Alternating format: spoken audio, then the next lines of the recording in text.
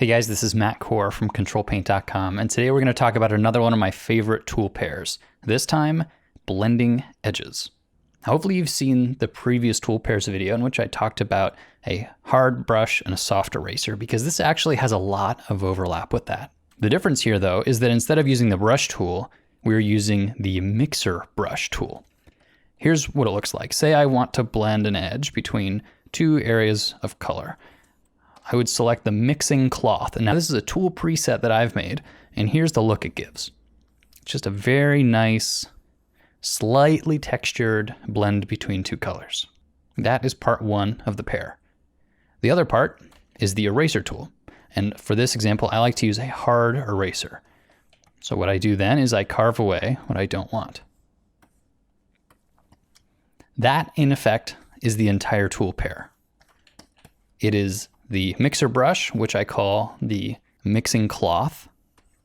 I usually go over the border that I want to, and then I carve it back away with the eraser, hard eraser. Now you'll notice this time my example was much more realistic, which is that I've set up my tools once, and then I just hit B and E to go back and forth. Or maybe even more commonly, I stay on the mixer brush tool, and then I hold down E to temporarily flip to the hard eraser.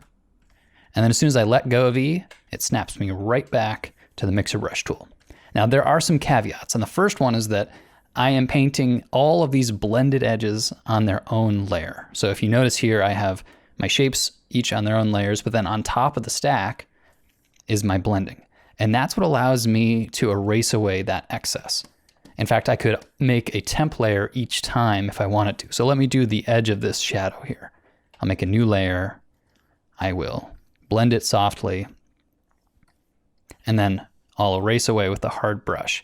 And I'm able to do that erasing, again, because it's on its own layer. Now, if you've never used the mixing brush before, know that one of the options here is sample all layers. And if you don't have sample all layers checked, this won't work correctly.